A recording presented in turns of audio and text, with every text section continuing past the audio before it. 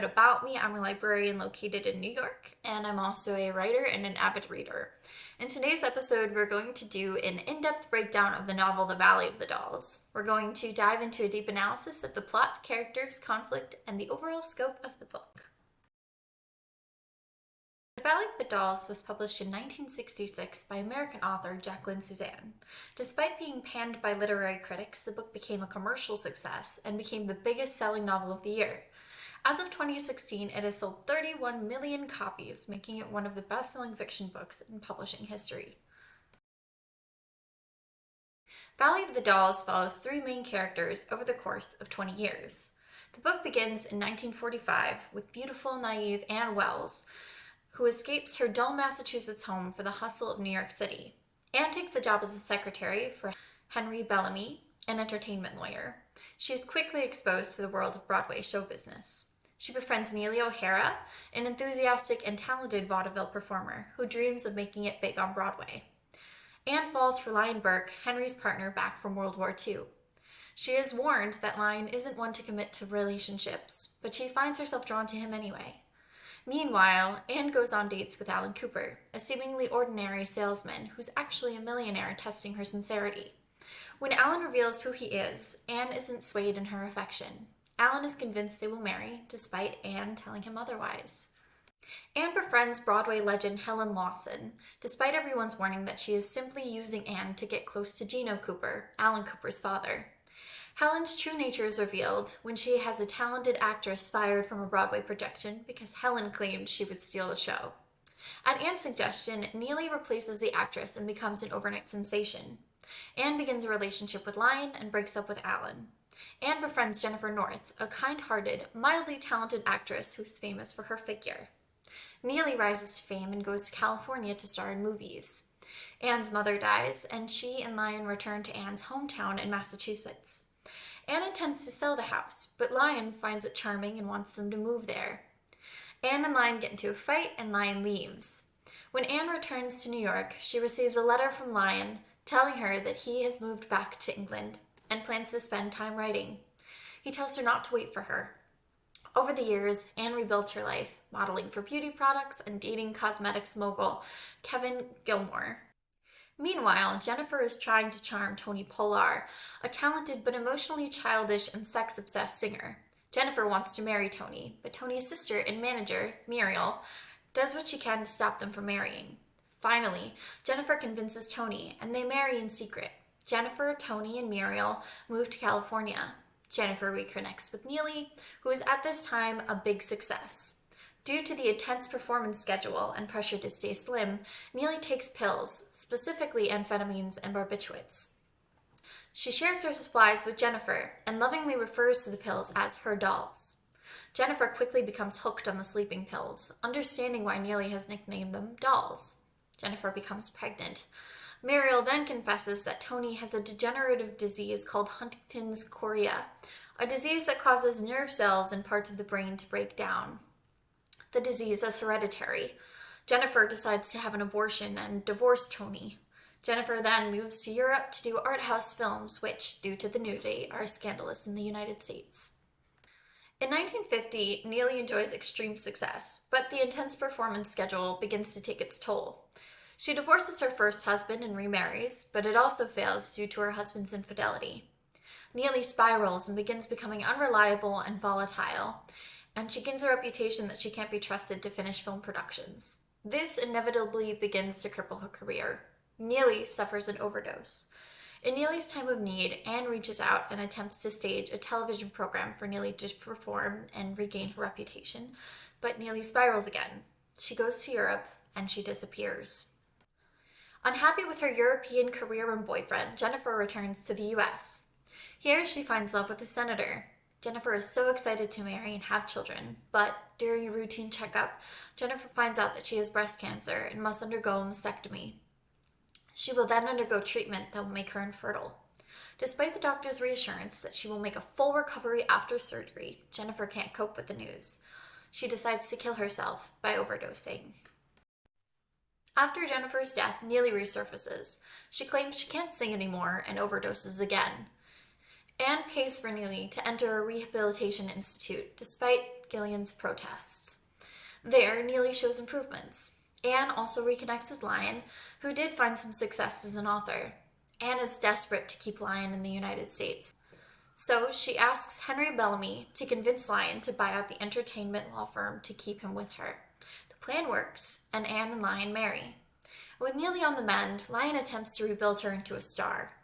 As Neely's performance and physical appearance improve, Neely and Lyon begin a public affair.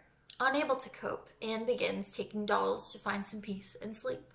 Years pass and Anne becomes pregnant. She gives birth to a baby girl. Neely's comeback spirals when she relapses and begins drinking and taking pills again. When Neely snaps at Lyon, he ends the affair. Anne and Lyon remain married, despite Anne's knowledge of the affair. Lyon begins a new affair with a promising young actress. Anne acknowledges that Lyon will always be unfaithful to her, and that she will eventually fall out of love with him. But at least she has her dolls to numb the pain. The Valley of the Dolls is an extensive novel that covers a vast span of time and does a wonderful job of showing the rise and fall of the three main characters, Anne, Neely, and Jennifer. In terms of structure, the novel is divided between the three women's perspectives, so each chapter is told from the point of view of one of the three women. I thought this was a really intelligent choice. Suzanne's objective was to tell the rise and fall of the three women who fall prey to addiction and the toxic environment of show business. And if the novel was organized in a different way, I think it would have told a singular story that wouldn't be as broad or all-encompassing. As a reader, the plot was very easy to follow, again because of the way the novel was divided. I'm not a huge fan of novels with too many characters, but because each chapter was broken down by character, it kind of primed my mind to expect which cast of characters I was about to encounter. For Anne, I knew we were going to see Henry Bellamy and Lyon Burke. For Jennifer, Tony and Muriel. The structure also helped move the plot along in terms of time and space. There are also timestamps when another year or years have passed in the novel, so that was very helpful. Overall, if you're writing a novel that is extensive in terms of times and perspectives, you might try divvying up your novel in this way. If I had to name a main character, it would arguably be Anne, because the novel opens and closes with her. Anne's trajectory as a character was very interesting. First of all, she's compelling because she is a woman going against societal norms in the 1940s. When she arrives in New York, it's 1945, and Anne immediately goes to a job agency to look for employment because she is going to support herself. The teller gives her the information for Henry Bellamy, and she arrives at the office, and he initially shirks her off because he claims that she's so beautiful, someone is going to whisk her away and marry her. And Anne asserts that she's not going to marry, she wants to work, which was wild for a woman in 1945. Anne's independence is a very strong part of her character, and it never really wavers until Lyon Burke confesses his love for her. After they break up, Anne does enter a relationship with Ken Gillian, but throughout their relationship, she is very resistant to his insistence that they get married. Anne is also very wealthy. She takes the money left to her by her mother and has Henry invested in the stock market. So when Lyon resurfaces, Anne has established herself as a wealthy, independent model. Her downfall is really Lyon. She loves him too much to call him out on his affair with Neely. His affair is really the reason why she begins taking the pills. She's so torn up about his betrayal that she struggles to find peace. Anne is the last of the three women to take the pills, and I thought that this was a really smart choice. Lyon is Anne's Achilles heel, and she is really better off without him. Once she begins to lose him, she slips, and her downfall isn't completely shown. But the novel does end with Anne reaching for the pills and resigning herself to the fact that her relationship with Lyon will always be tainted from now on. She was a very compelling character and steadfast in her personality. She was beautiful and she was wealthy, but she is also very likable. She pays for Neely's rehab and she is a good friend to Jennifer. Jennifer North is an actress who is best known for her incredible figure. Jennifer constantly lies about her age, and when she's diagnosed with breast cancer, she's posing as 27 years old, when in fact she's 37. She's very concerned about her physical appearance. There are several phone conversations between Jennifer and her mother is always reminding Jennifer that one day her looks will fade. This is followed up with Jennifer's mother, of course, asking her for money. So Jennifer struggles financially because she is supporting her mother, but she's also spending money at a rapid rate. She buys clothes, wears them once, and then gifts them to Anne. Jennifer thinks marrying Tony will solve all her money problems, but Muriel keeps our finances tight because she's secretly squirreling money away for Tony's hospice care. Jennifer's marriage to Tony sort of sparks her downfall. After she marries Tony, they move to California, and Jennifer is bored.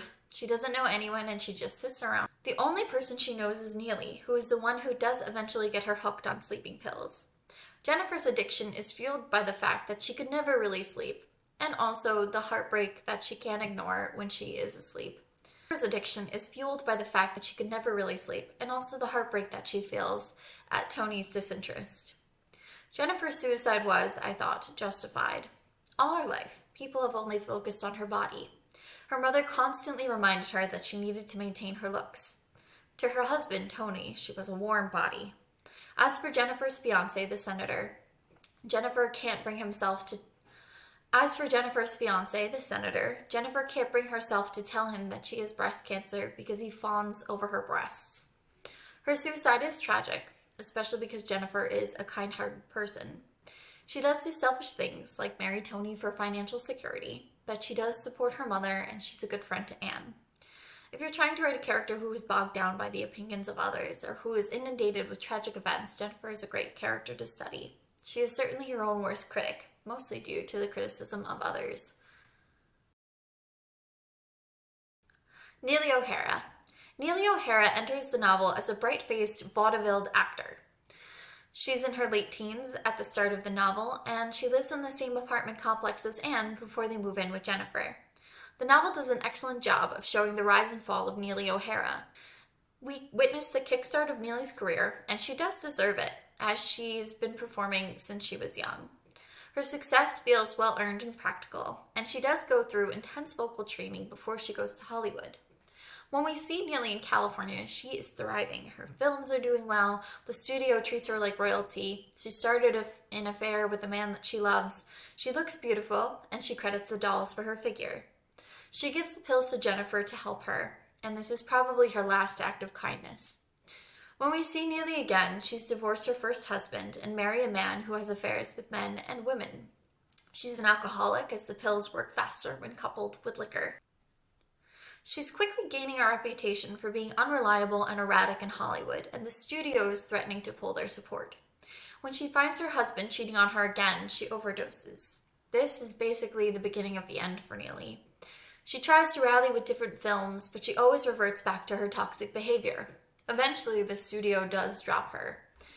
After Neely pulls out of the television special that was arranged by Anne, she goes to Europe and doesn't resurface until after Jennifer's death. Neely overdoses again, and Anne and Ken put Neely in a psychiatric ward. Neely is under the impression that she's going in for the sleep cure, where she'll be sedated for a week and emerge as good as new. But the doctor recommends that Neely receive more intense treatment, so Anne and Ken agree. Anne foots the bill for Neely's rehab stint. After Anne buys out Henry's share of the entertainment law business, Lyon is convinced to bring on Neely as a client and stage a comeback so big, other stars will do business with them. The plan does work, but Neely begins drinking and taking pills again. She and Lyon, of course, begin an affair, and she becomes needy and toxic and apparently forgets all of Anne's efforts to save her life. Eventually, Neely self-destructs by pushing Lyon too hard, and he leaves her. This is the last time we see Neely O'Hara, but given her track record, the reader is left with the feeling that she won't last much longer. Neely is a wonderful character to study if you're trying to create a character arc. This novel does a fantastic job of establishing Neely before, during, and after stardom, and you can't help but feel bad for her and disgusted by her behavior all at the same time. Neely's addiction is ugly and raw, and Susann did a wonderful job demonstrating how terrible addiction can be and how it affects people who care about them. The underlying themes and value of the dolls are timeless. We have money, sex, power, and the pursuit of everlasting glory. Beauty has a kind of currency, one that is used as a tool to success, and also as a means of tragedy. The novel was published in the late 1960s, when the world was cloaked in tie-dye and rampant with talks of peace. In contrast, Valley of the Dolls is a novel with teeth. The novel is bleak, though it does have moments of hope. The reader understands that nothing will ever get better for the characters, that they will continue to spiral until they hit rock bottom. Even though the novel is bleak, it tells such an important story about how the pressure of money, sex, power, glory, and beauty can run you into the ground. And told from the perspective of women, the novel provides a voice and platform that is preserved forever in this timeless novel. Absolutely. I read a review from Book Riot that said there's nothing quite like reading The Valley of the Dolls for the first time, and I really did feel that. Susann is brave in her depiction of these women and the stories that she tells through these characters is something to witness for yourself. I'm almost afraid to pick up another one of her books because I'm worried it won't be as strong, but I will keep you posted if I. If you made it to the end, thank you so much for watching. If you liked this video, click that like button. If you read Valley of the Dolls and would like to share your experience reading it, please comment below. Otherwise, I will see you for the next review.